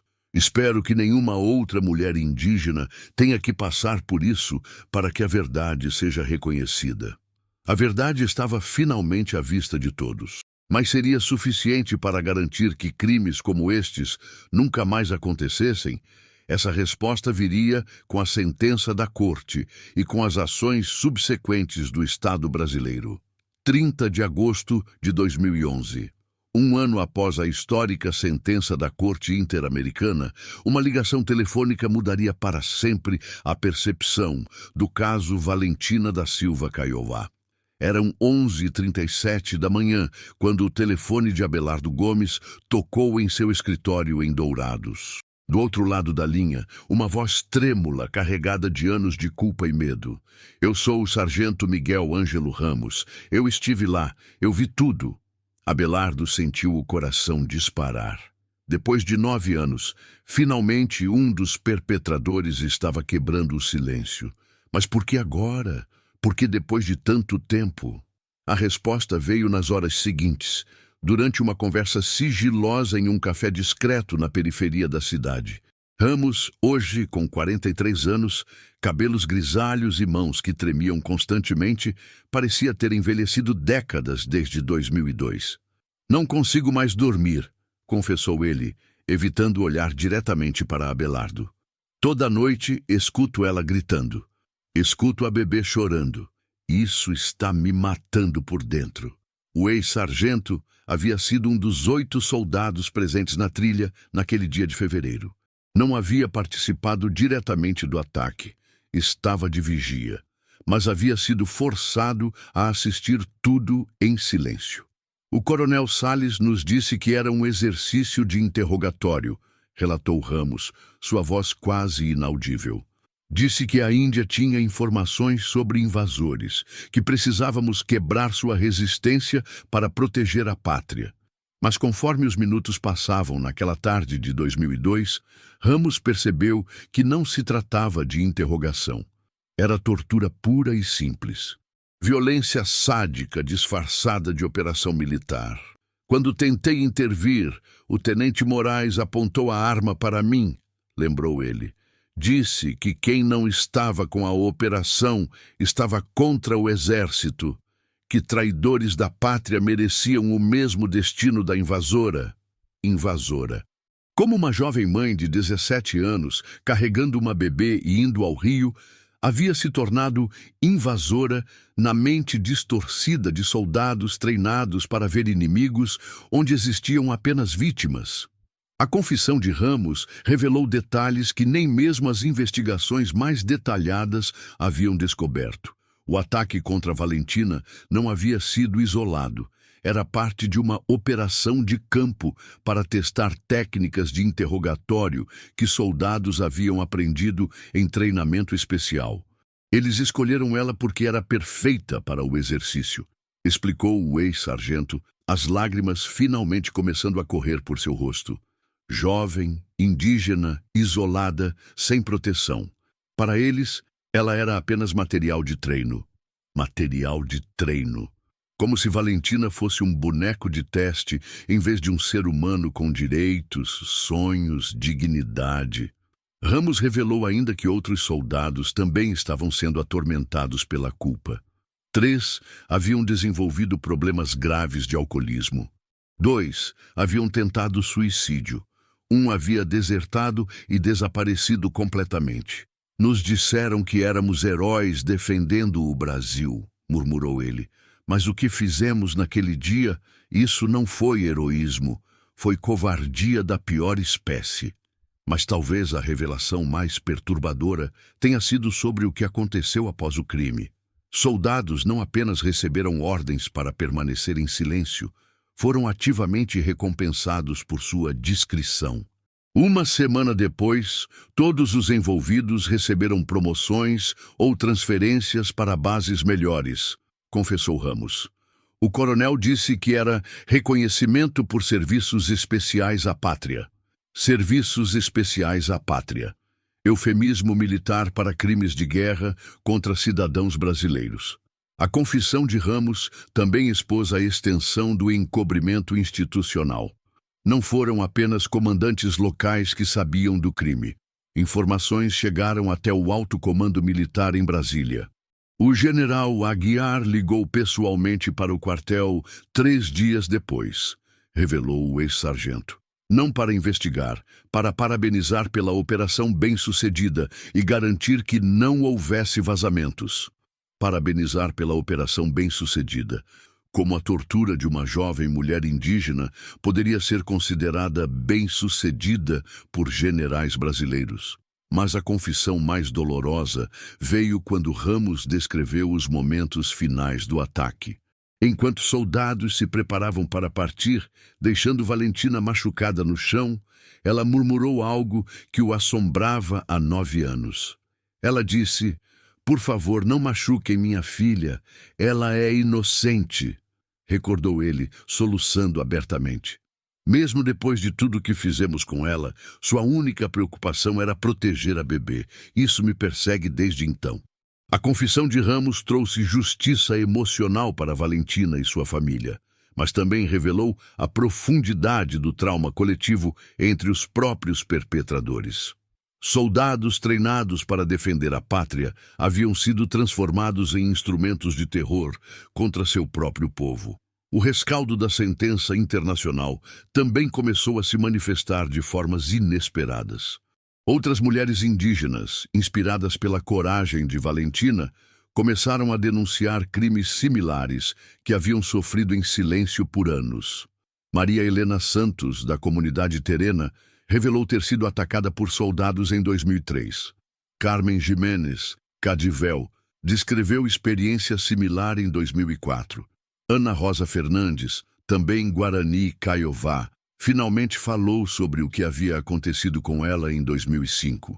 O caso Valentina havia se tornado catalisador para uma onda de denúncias que expunha a dimensão real da violência militar sistemática contra mulheres indígenas no Brasil. Mas nem todas as consequências foram positivas. Valentina e sua família começaram a receber ameaças anônimas. "Índia problemática vai pagar caro por trair o Brasil", dizia uma das mensagens deixadas em sua casa. Trair o Brasil. Como buscar justiça por crimes cometidos contra ela poderia ser considerado traição ao país. Abelardo Gomes também se tornou alvo. Seu escritório foi invadido 2 vezes. Sua família recebeu telefonemas ameaçadores. Seu carro foi sabotado. Alguém queria silenciá-lo permanentemente. "Quando você expõe a podridão do sistema", disse ele durante uma entrevista, "o sistema luta de volta. Mas não podemos recuar agora. Há milhares de Valentinas esperando por justiça." A sentença da Corte Interamericana havia ordenado ao Brasil implementar reformas estruturais. Treinamento militar em direitos humanos, protocolos para investigar crimes contra mulheres indígenas, reparações para vítimas, garantias de não repetição. Mas 3 anos após a sentença, quantas dessas reformas haviam sido realmente implementadas? Quantos soldados receberam treinamento adequado? Quantos casos similares foram adequadamente investigados? As respostas eram desanimadoras. Burocracia lenta, resistência institucional e falta de vontade política conspiravam para limitar o impacto real da vitória jurídica. Valentina, agora com 26 anos, havia se tornado símbolo internacional da luta por direitos de mulheres indígenas. Recebia convites para falar em universidades, conferências, organizações internacionais. Sua voz havia encontrado eco muito além das terras de Mato Grosso do Sul. Mas ela permanecia, em essência, a mesma jovem que apenas queria ir ao Rio com sua filha. O trauma a acompanhava diariamente. Os pesadelos continuavam, a desconfiança em uniformes persistia. A justiça internacional me deu dignidade de volta, disse ela durante uma cerimônia de premiação em direitos humanos. Mas não pode me devolver a inocência que perdi naquela trilha. O rescaldo do caso Valentina da Silva Kaiowá expunha uma verdade complexa sobre justiça. Ela pode ser conquistada, mas sempre chega tarde demais para apagar completamente as feridas que motivaram sua busca. E enquanto celebrávamos esta vitória histórica, uma pergunta persistia nas terras de Mato Grosso do Sul. Quantas outras Valentinas ainda sofriam em silêncio, esperando que alguém acreditasse em suas palavras? Março de 2015. 13 anos após o crime, uma descoberta perturbadora em arquivos militares desclassificados revelaria que o caso Valentina da Silva Kaiowá era apenas a ponta visível de um iceberg de proporções aterrorizantes. Doutora Sarah Martins, pesquisadora da Universidade de Berkeley, especializada em violência estatal na América Latina, havia conseguido acesso a documentos internos do Exército Brasileiro através de uma batalha judicial que durou 4 anos.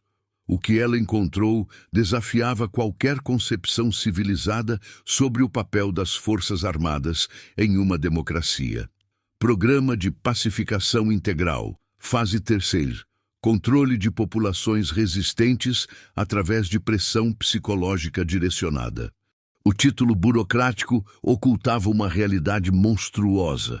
Entre 1998 e 2008, o Exército Brasileiro havia implementado sistematicamente uma política de terror sexual contra comunidades indígenas em pelo menos 12 estados. Não eram casos isolados de soldados descontrolados. Era uma estratégia coordenada, aprovada nos mais altos escalões militares, documentada em atas oficiais e implementada com precisão burocrática. O programa tinha 3 objetivos explícitos. 1. Neutralizar apoio civil a elementos subversivos. 2. Quebrar estruturas comunitárias de resistência. 3. Estabelecer hegemonia psicológica estatal em territórios disputados. Territórios disputados. Como comunidades indígenas que existiam há séculos haviam se tornado territórios disputados para o próprio governo que deveria protegê-las. Os documentos revelavam uma contabilidade macabra. Planilhas detalhadas listavam ações psicológicas de alto impacto, realizadas mensalmente em cada região. Entre janeiro de 2000 e dezembro de 2006, foram registradas oficialmente 2.847 intervenções direcionadas contra elementos femininos de populações-alvo. 2.847. Cada número representava uma mulher como Valentina, jovem indígena transformada em instrumento de política militar. Mas talvez o aspecto mais perturbador dos documentos fosse sua linguagem técnica, despersonalizada. Mulheres eram recursos de inteligência. Estupro era pressão psicológica. Tortura era técnica de interrogatório avançada. Como se eufemismos burocráticos pudessem apagar a realidade brutal do que estava sendo feito. Doutora Martins apresentou suas descobertas durante uma conferência internacional em Haia, provocando ondas de choque na comunidade de direitos humanos mundial.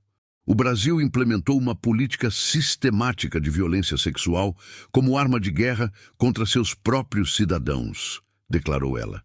Isso não são apenas violações de direitos humanos, são crimes contra a humanidade. A reação do governo brasileiro foi previsível. Negação absoluta. Documentos forjados por inimigos do país. Pesquisa financiada por grupos subversivos. Tentativa de desestabilizar as Forças Armadas brasileiras. Mas evidências continuavam emergindo de fontes independentes. Ex-coronel Roberto Vasques, reformado do Exército em 2010, quebrou décadas de silêncio durante uma entrevista para a televisão espanhola. Todos sabíamos o que estava acontecendo, admitiu ele. Era política oficial. Quem questionasse era transferido para postos rurais remotos ou forçado à aposentadoria precoce. Vasques revelou ainda que oficiais que se recusavam a implementar técnicas não convencionais eram sistematicamente perseguidos dentro da própria instituição militar. Suas carreiras eram sabotadas, suas famílias ameaçadas, seus serviços questionados por falta de comprometimento com a segurança nacional. O caso Valentina havia exposto não apenas crimes individuais, mas um sistema inteiro que havia perdido completamente sua bússola moral. As consequências sistêmicas se manifestavam em múltiplas dimensões. Comunidades indígenas desenvolveram traumas coletivos que se perpetuavam através de gerações. Crianças cresciam com medo de uniformes. Mulheres evitavam sair de casa. Homens desenvolviam complexos de impotência por não conseguir proteger suas famílias.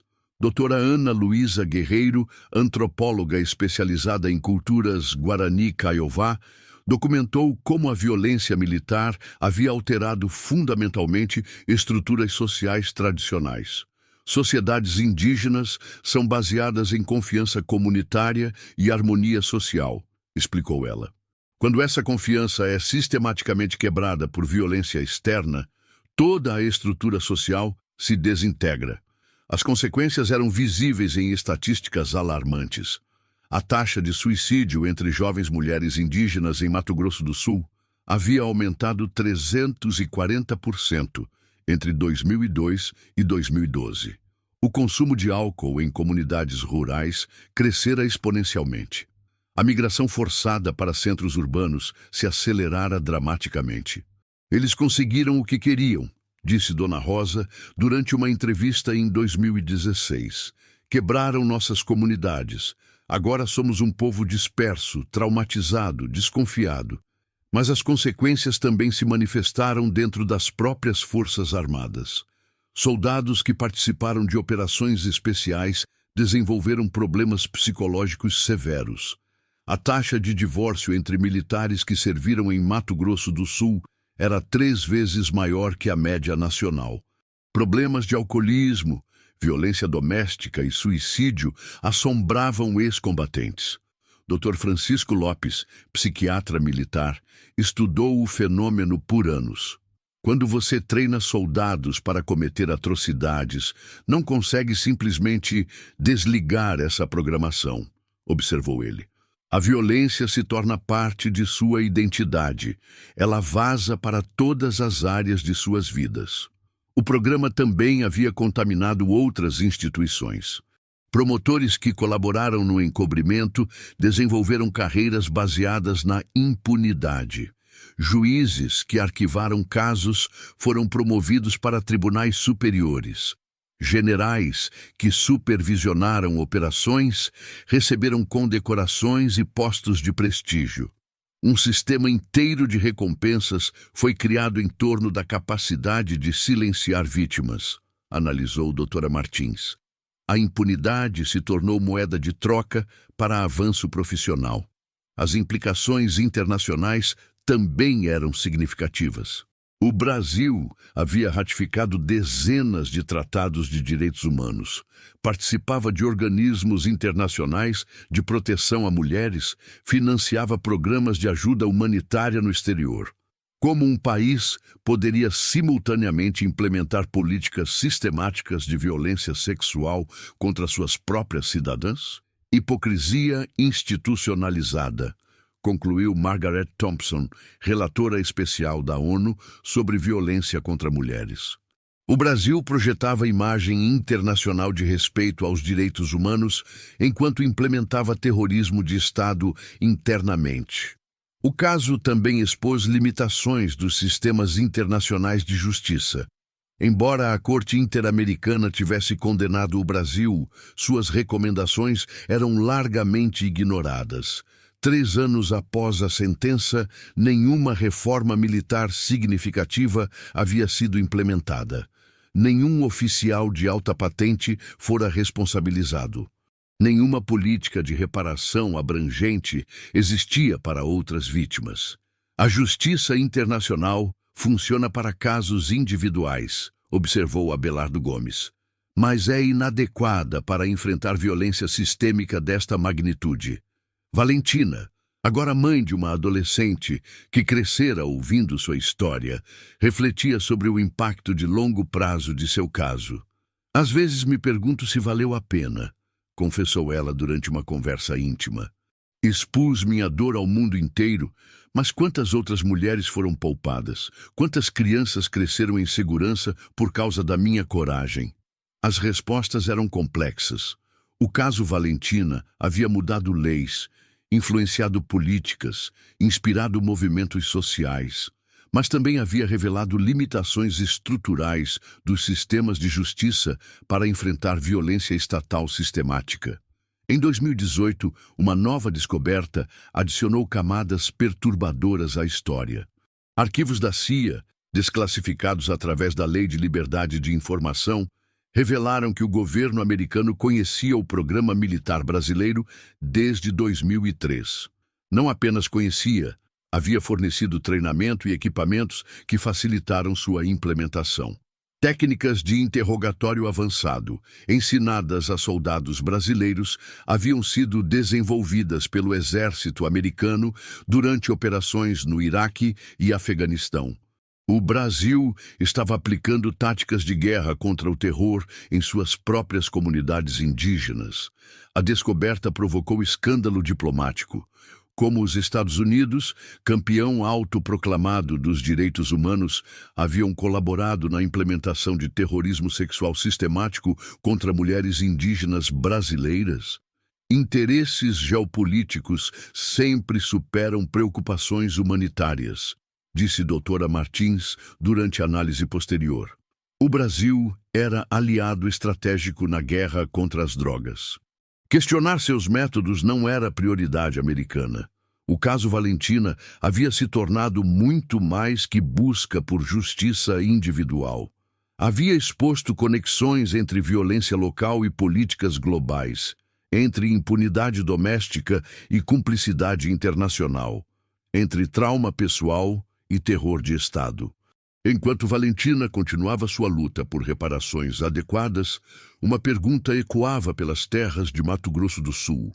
Se crimes desta magnitude podem ser cometidos sistematicamente por décadas, com conhecimento e cumplicidade internacional, existe realmente algum limite para o que estados podem fazer contra seus próprios cidadãos?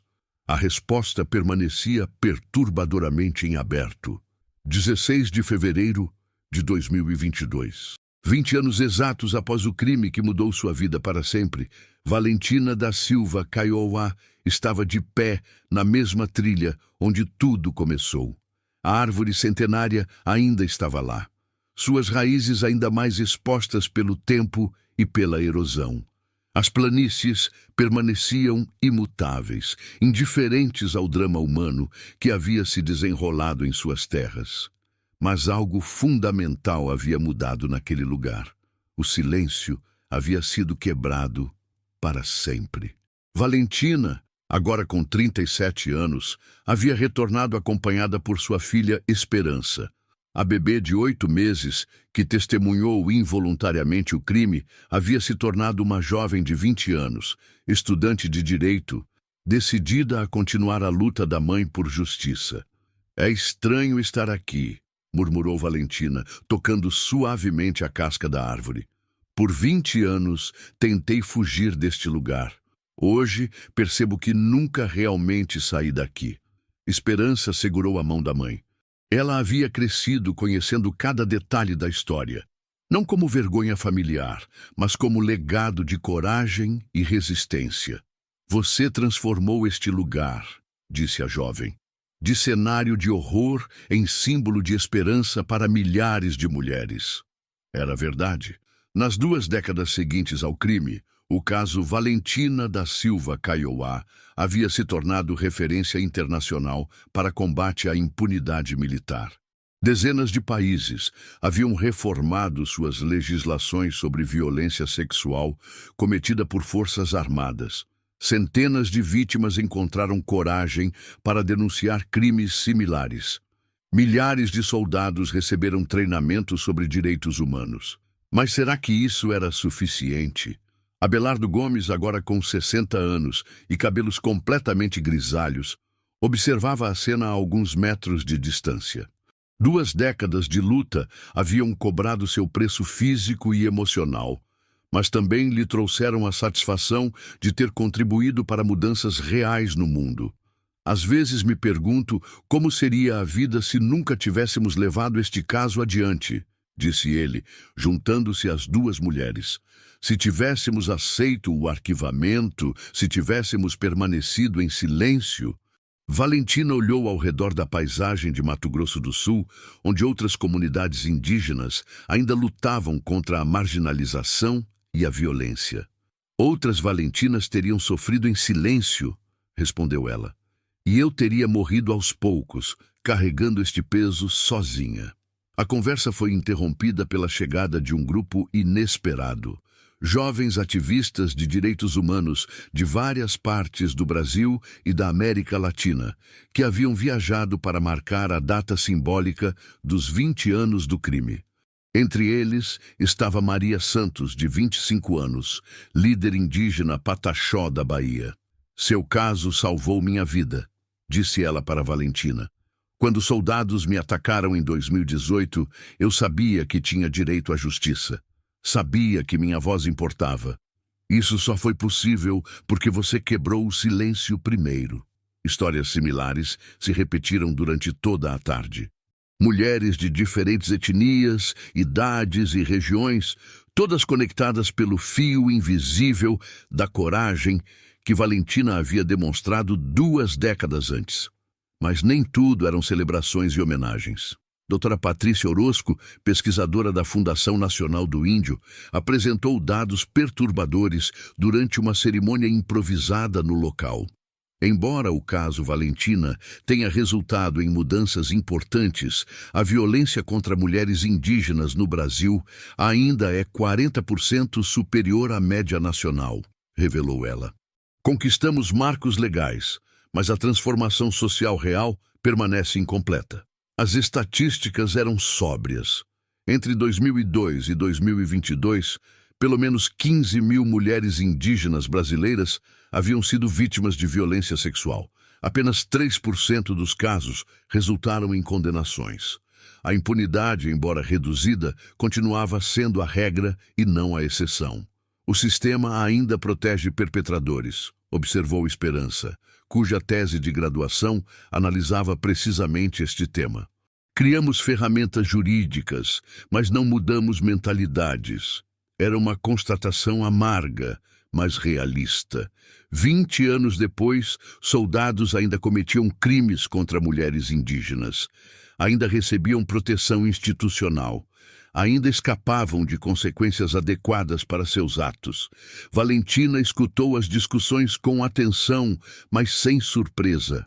Ela nunca havia acreditado que seu caso sozinho transformaria completamente a realidade. Sabia que mudança social real demora gerações, não décadas. Não lutamos apenas por justiça para o passado, disse ela durante sua fala final da tarde. Lutamos para que o futuro seja diferente, para que outras meninas não tenham que passar pelo que passei. Conforme o sol começava a se pôr no horizonte, o grupo se preparava para partir. Mas Valentina pediu alguns minutos sozinha no local. Ela se aproximou novamente da árvore, fechou os olhos e permitiu que memórias de 2 décadas fluíssem por sua mente.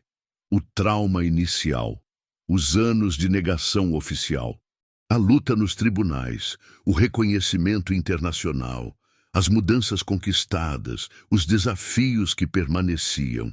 Fiz tudo o que podia, sussurrou ela para a árvore, como se fosse uma velha amiga. O resto cabe a outros. Ao abrir os olhos, viu algo que a emocionou profundamente. Pequenas ofertas haviam sido deixadas ao redor da árvore por visitantes anteriores. Flores silvestres, pequenas pedras coloridas, bilhetes escritos em diferentes idiomas. O local havia se tornado espontaneamente um memorial informal para todas as mulheres indígenas vítimas de violência. Uma placa improvisada escrita à mão dizia: "Aqui, uma mulher valente quebrou o silêncio. Aqui começou a mudança." Valentina sorriu pela primeira vez em todo o dia. Talvez não fosse sobre ter vencido completamente. Talvez fosse sobre ter plantado sementes que continuariam germinando muito depois de sua partida. Enquanto caminhava de volta pela trilha, agora acompanhada por Esperança e Abelardo, uma pergunta ecoava em sua mente. Quantas outras mulheres encontrariam coragem para denunciar injustiças por causa do exemplo que ela havia dado? A resposta estava sendo escrita nas terras de Mato Grosso do Sul, nos tribunais do Brasil, nos corações de jovens indígenas que cresciam sabendo que suas vozes importavam. 20 anos depois, ecos da coragem de Valentina da Silva Kaiowá ainda reverberavam pelo cerrado. E continuariam ecoando enquanto houvesse mulheres dispostas a transformar dor em luta, trauma em resistência, silêncio em verdade. Porque algumas vozes, uma vez libertadas, nunca mais podem ser silenciadas. Se esta história tocou você, deixe nos comentários. Que legado você gostaria de deixar para as próximas gerações? Até onde você iria em busca da verdade se fosse necessário? Inscreva-se no canal para mais histórias de coragem que mudaram o mundo.